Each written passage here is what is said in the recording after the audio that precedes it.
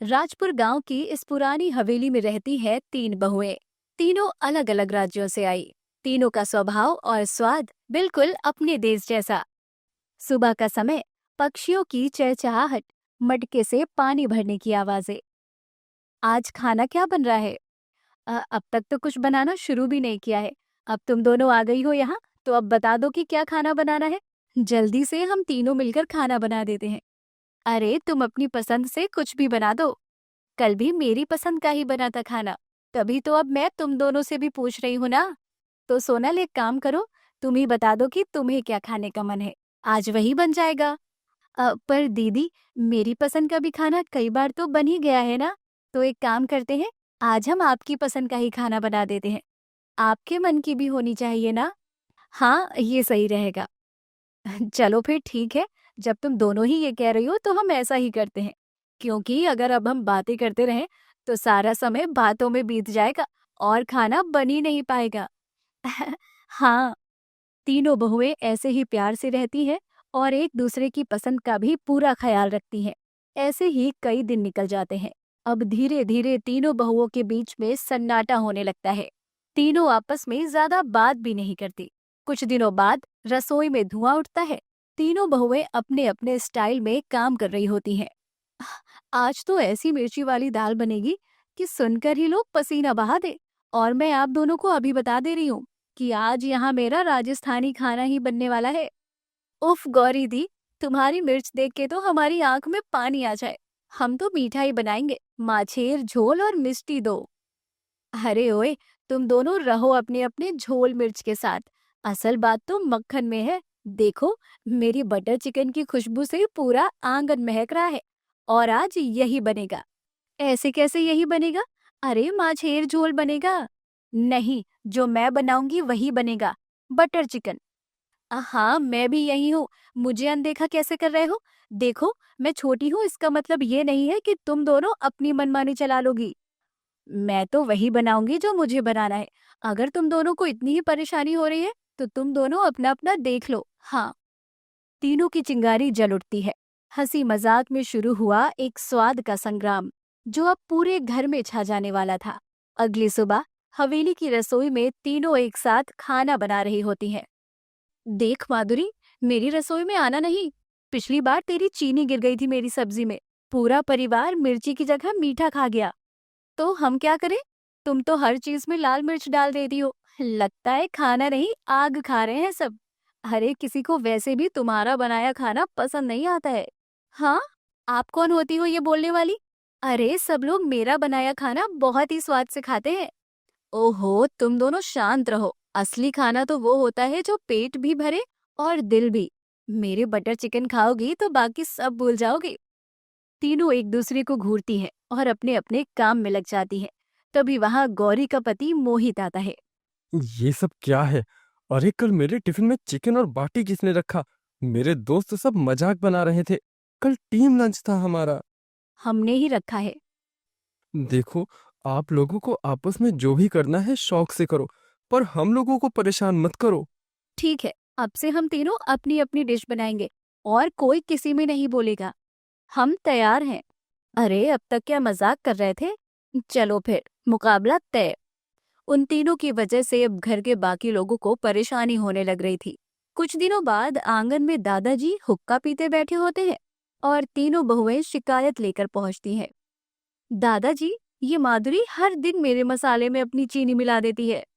दादाजी, गौरी दी की मिर्च से पूरा घर खांसता है और मैं तो बीच में फंसी हूँ। मक्खन पिघलाने से पहले ही दोनों की लड़ाई शुरू। दादाजी, अब आप इन्हें बता ही दीजिए कि सबसे अच्छा खाना मेरे राज्य का होता है जो मैं बनाती हूँ। और अब आगे भी घर में ऐसा ही खाना बनेगा। आप बोल दोगे ना, तभी इन्हें समझ आएगा। बस, अब इस हवेली में एक ही हल निकलेगा, रसोई का बंटवारा। इतने दिन हो गए, पर तुम तीनों बहुएं ना अपने आगे किसी की सुन रही हो, ना ही किसी को कुछ बोलने का मौका दे रही हो। तो अब तय है, अब होगा रसोई का बंटवारा। एक बहू हवेली के बाहर जो खुली जगह है वहां खाना बनाएगी, दूसरी हवेली में और तीसरी छत पर। क्या मतलब दादाजी? तीनों की अपनी अपनी रसोई होगी। गौरी का दाल बाटी वाला कोना, माधुरी का माछेर झोल वाला और सोनल का बटर चिकन वाला। अब देखेंगे कौन सबसे स्वादिष्ट खाना बनाता है। तुम तीनों को यही करना था ना, तो ठीक है, अब अपनी अपनी अलग रसोई में करना प्रतियोगिता। अब तो सब देखेंगे दादाजी। अब होगा किचन वॉर।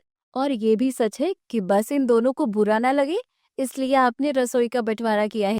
हवेली के बड़े आंगन में 3 हिस्सों में रसोइयां बांट दी जाती हैं। तीनों बहुओं का झगड़ा अब गांव में भी फैलने लगा था। गांव वाले आते हैं, एक एक करके तीनों के पकवान चखने लगते हैं। अरे सबका खाना तो बढ़िया है, पर सबको मिलाकर खाए तो मजा दुगना हो जाए। तीनों बहुएं पहले एक दूसरे को घूरती है, फिर मुड़कर हंस देती है, पर कुछ कहती नहीं है। रात का समय, हवेली का बरामदा। तीनों बहुएं चुपके चुपके एक दूसरे की रसोई में झांकती हैं।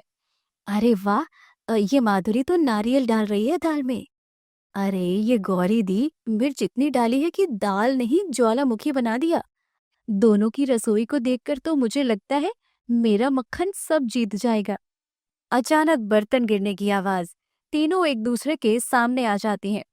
तुम दोनों मेरी रसोई में झांक रही थी? तुम भी तो? अच्छा अच्छा, चलो सब माफ करो। चलो मक्खन लगाओ, थोड़ा स्वाद मिलाओ। तीनों ठहाका लगाती है, माहौल हल्का हो जाता है और दादाजी घोषणा करते हैं। कल हवेली में गांव की सबसे बड़ी स्वाद प्रतियोगिता होगी। तीनों बहुएं अपने अपने व्यंजन बनाकर गांव वालों को खिलाएंगी। अगले दिन रंगीन ढोल सजावट, हंसी मजाक और सब गांव के लोग हवेली में आते हैं। हमारा राजस्थानी तड़का सबको उड़ा देगा। देखते हैं किसका मीठा दिल जीतता है और किसका मक्खन सब पे भारी पड़ता है। गांव वाले तीनों के पकवान चखते हैं। हर कोई उलझा, क्योंकि सब कुछ लाजवाब है। अरे असली स्वाद तो तब आएगा जब तीनों का खाना एक साथ एक थाली में होगा। थाली में रखे हैं दाल बाटी, माझेर झोल और बटर चिकन। दादाजी, ये कॉम्बिनेशन तो अनोखा है, जैसे 3 रंगों से बनी एक सुंदर तस्वीर। और ऊपर मक्खन लगाओ तो जिंदगी पूरी लगती है। सब लोग खाते हैं, मुस्कुराते हैं। बच्चों की हंसी, दादी की आंखों में खुशी। देखा अब बेटियों, स्वाद तभी बनता है जब सब मिलकर पकाएं। अगली सुबह हवेली की रसोई में फिर से तीनों बहुएं हैं, पर अब दीवारें हटा दी गई हैं। एक बड़ी रसोई जिसमें तीनों साथ काम कर रही होती हैं। थोड़ी तीखी हो जाए तभी मजा है। हाँ, थोड़ी मिठास भी जरूरी है। और थोड़ा मक्खन भी डालो ताकि रिश्ते फिसले नहीं, जुड़े। ये हुई ना बात। तब भी तुम तीनों के हाथ में बहुत अच्छा स्वाद था। तुम काफी अच्छा खाना बनाती थी और अपने राज्य के खाने का स्वाद बढ़ा रही थी। पर अब तीनों एक ही रसोई में खुशी से खाना बना रही हो, तो अब खाना वैसे भी अच्छा ही बनेगा। तीनों हंसती हैं, साथ में पकवान बनाती हैं। अब हवेली की रसोई सिर्फ खाने की जगह नहीं रही।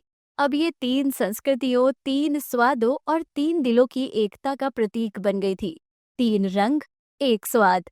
यही है अपना परिवार। अलग अलग स्वादों का मिलन ही असली जिंदगी का मजा है, जहाँ मिर्च, मिठास और मक्खन साथ मिलकर रिश्तों में खुशबू भर देते हैं। सलोनी और प्रतीक दोनों भी एक दूसरे से बहुत प्यार करते हैं, और जब दोनों का रोका होता है तभी उस दिन। सलोनी, मेरे घर पर सभी खाने के बहुत ज्यादा शौकीन हैं, स्पेशली मेरी मम्मी। इसीलिए वो तुमसे कुछ पूछे या ना पूछे, लेकिन एक सवाल तो 100% जरूर पूछेंगी कि तुम्हें खाना बनाना आता है कि नहीं। फिर तुम कहना कि हाँ, मुझे तो सारा खाना बनाना आता है आंटी जी। क्या पगला गए हो क्या तुम प्रतीक? मुझे तो ढंग की चाय तक बनानी नहीं आती और तुम खाना बनाने की बात कर रहे हो? यार, मुझे शादी तय होने के पहले ही हार्ट अटैक मत दिलाओ। फिर रेडी रहो लंबी जुदाई के लिए, और अपने फोन में सैड सॉन्ग्स की एक बड़ी सी प्लेलिस्ट भी बना लो, क्योंकि अगर तुमने नहीं कहा तो हमारा रिश्ता फिक्स नहीं होगा। प्लीज प्लीज सलोनी, हमारे प्यार के लिए हाँ बोल दो ना। अच्छा, ओके ओके, ठीक है। प्रतीक की माँ उषा जब सलोनी से पूछती है, तो सलोनी बिटिया, तुम्हें चूल्हा चौका करना तो आता है ना, या वो भी नहीं? तभी सलोनी की माँ सुरेखा बीच में आती है और कहती है, वो जी उषा जी, दरअसल मेरी बेटी ना आज तक बहुत सारी डिशेस पकाऊंगी मैं। हाँ हाँ, मैं तो कॉलेज में कुकरी सब्जेक्ट में टॉपर भी थी। एकदम फैंटास्टिक खाना बनाती हूँ आंटी जी, बाय गॉड। वाह वाह वाह, बहुत खूब। चलो, हमें तो इसी बात का डर सता रहा था कि कहीं सलोनी को खाना बनाना आता है कि नहीं। पर वो क्या कहते हैं, ये तो सेब निकली सेब। सेब तो एक फल होता है मम्मी, आप शायद शेफ कहना चाहती हो। हाँ हाँ, शेफ सलोनी तो, हाँ हाँ शेफ। सलोनी की ये सारी बात सुनकर सुरेखा हैरान रह जाती है। उषा रिश्ते के लिए हाँ कहती है और फिर प्रतीक और सलोनी की शादी हो जाती है। ससुराल में सास उषा, ससुर ओमकार नाथ, जेठ मोहित और जेठानी विशाखा होते हैं। पूरा परिवार साथ बैठा होता है।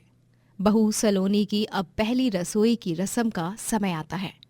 सलोनी बहू, आज तुम्हारी पहली रसोई है। पहली रसोई में कोई भी भूल चूक नहीं होनी चाहिए। अच्छा अच्छा स्वादिष्ट खाना बनाओ और सबसे पहले मंदिर में भगवान जी की मूर्ति के सामने भोग लगाना, फिर हम सबको परोसना, ठीक है? ठीक है माँ जी। जाओ, अब रसोई में जाकर चूल्हे के आगे तिलक लगाओ और हाथ जोड़कर मां अन्नपूर्णा का नाम लो और शुरू करो अपनी रस्म। आओ सलोनी, मैं तुम्हें कौन सी चीज कहाँ है वो सब बता देती हूँ। ऑल द बेस्ट सलोनी। तुम्हारी तो ऐसी की तैसी प्रतीक, तुम्हारी वजह से ही मैं बुरी तरह फंस गई हूँ यहाँ। माता रानी बचा लो, आज तो मेरी बैंड बजने वाली है। सलोनी बहुत डर जाती है। वो कांपने लगती है और जैसे तैसे रसोई में कदम रखती है। जेठानी विशाखा सलोनी को सारे सामान में से क्या कहाँ रखना है, कहाँ पर क्या रखा है, सब ठीक से बता देती है और फिर चली जाती है। अब सलोनी अकेले ही रसोई में रह जाती है। ओफो, इतना टेंशन और इतना डर तो मुझे अपने एग्जाम के दिन भी नहीं लगा था जितना आज इस पहली रसोई की रस्म में लग रहा है। पता नहीं किस निर्दय इंसान ने इन्वेंट की थी ये डिफिकल्ट वाली रस्म। अब मैं क्या करूं? मुझे तो बस गैस ऑन करना आता है और वो भी घर से सीख कर आई हूँ। सलोनी टेंशन में पड़ जाती है। प्रतीक चाहकर भी उसकी मदद नहीं कर पाता है। सलोनी गैस के आगे तिलक लगाती है और पूजा करके माँ अन्नपूर्णा का नाम लेकर गैस ऑन करती है और फिर अपनी माँ सुरेखा को वीडियो कॉल करती है और सारी बात बताती है। तभी क्यों? रोके के दिन तो बहुत शेफ बन रही थी ना, हाँ, अपनी सास के सामने। अब क्यों फोन लगाया है मुझे? अरे मेकअप और हेयर स्टाइल करना तो अगर यूट्यूब से सीख सकती है तो खाना बनाना भी सीख सकती है ना। जा, अब यूट्यूब ही तेरा सहारा है, समझी? मम्मी रुको ना। सुरेखा वीडियो कॉल कट कर देती है और सलोनी अपना सर पकड़ लेती है। लगता है यही सही होगा। मैं यूट्यूब पर ही वीडियोस देख देख कर कुछ ना कुछ बना लेती हूँ। वैसे भी यूट्यूब पर तो लाखों और करोड़ों कुकिंग चैनल्स हैं। हाँ, सलोनी यूट्यूब पर कुकिंग वीडियोस देखने लगती है। तभी वहां पर सास उषा आती है और सलोनी को फोन पर वीडियो देखते हुए पकड़ लेती है और उषा फोन खींचते हुए कहती है, हाँ, अरे कल मुहे हैं, आधा घंटा बीत गया लेकिन अब तक तूने एक पदार्थ तक नहीं बनाया। और ये क्या, ये मोबाइल में वीडियो देख देख कर क्यों बनाना चाहती है तू खाना? है तू तो खुद को एक सेब मेरा मतलब है शेफ मानती है ना? तो वो माँ जी, मैंने सोचा कि क्यों ना कोई नई रेसिपी बना दी जाए और आप सबका दिल खुश कर लिया जाए। हाँ। अरे मेरी प्यारी नई नवेली बहू, इतना भी प्यार मत बरसा। सूखी सब्जी रोटी भी बनाएगी ना तो वो भी हम सब खुशी खुशी पेट भर के खा लेंगे। हाँ। उषा सलोनी का फोन लेकर चली जाती है और सलोनी बुरी तरह चिंता में पड़ जाती है। ओह, अब मैं क्या करूं? मुझे तो सब्जी रोटी तक बनानी नहीं आती। मेरी तो आज शामत आकर रहेगी। इस प्रतीक के बच्चे को तो मैं बाद में देख लूंगी, पहले इस रस्म से तो निपट लूं। सलोनी अब सोच में पड़ जाती है कि वो आखिर खाना बनाए तो कैसे बनाए। मैथ्स का सम देखकर भी इतने रोंगटे खड़े नहीं हुए जितना इस रसोई को देखकर मेरे रोंगटे खड़े हो रहे आज। एक काम करती हूँ, मैं जेठानी जी को बोलती हूँ, शायद वो थोड़ी सी हेल्प कर दे मेरी। हाँ, ये सही रहेगा। सलोनी अब अपनी जेठानी विशाखा को बुलाती है मदद के लिए, लेकिन तभी ससुर ओमकार नाथ उसे रोक देते हैं और कहते हैं, रुको विशाखा बहू, तुम सलोनी बहू की हरगिज मदद नहीं करोगी। ये उसकी पहली रसोई की रस्म है और ये उसे अकेले ही करनी होगी। सलोनी उदास होकर रसोई में चली आती है। ये पापा जी भी ना, सच में। खैर, अब मेरे पास कोई ऑप्शन नहीं बचा है और अब मुझे सारा खाना खुद ही अकेले करना होगा। फिर चाहे उसे खाने के बाद किसी को गैस हो, कब्ज हो, उल्टी हो या कोई गश खाकर गिर पड़े। हाँ, सलोनी जैसे तैसे सारा खाना बना लेती है, लेकिन फीकी दाल, कड़वे पराठे, अलग अलग आकार की रोटियां, बेस्वाद सब्जी और हद से ज्यादा नमक वाले चावल खाकर भी ससुराल वाले खुश होते हैं। ये लो सलोनी बहू, तुम्हारा शगुन। ये लो, मेरी तरफ से भी तुम्हारे लिए शगुन। सलोनी, मुझे नहीं लगा था कि मेरी देवरानी इतनी होनहार होगी। ये लो, ये मेरी तरफ से एक छोटा सा शगुन। और ये तुम्हारे जेठ जी की तरफ से तोहफा। लेकिन खाना तो इतना बेस्वाद बना है, फिर भी आप सब तारीफ कर रहे हो। हाँ, वही तो, मैंने तो जो मन में आया वो डाल दिया। इस सब्जी में तो मैंने थोड़ी सी चीनी भी डाली है, नमक समझ के। तभी सभी हंसने लगते हैं और मुस्कुराहट के साथ कहते हैं, बहू, तूने मेहनत की, तुझे खाना बनाना नहीं आता, फिर भी तूने कोशिश की। और तुम्हारे इसी कोशिश से हम सब खुश हैं। थैंक यू माँ जी। पापा जी, मैं वादा करती हूँ मैं 1 महीने में कुकिंग सीख जाऊंगी। हाँ। इस तरह सभी सलोनी को प्यार और स्नेह देते हैं और सलोनी 1 महीने में खाना बनाना भी सीख जाती है।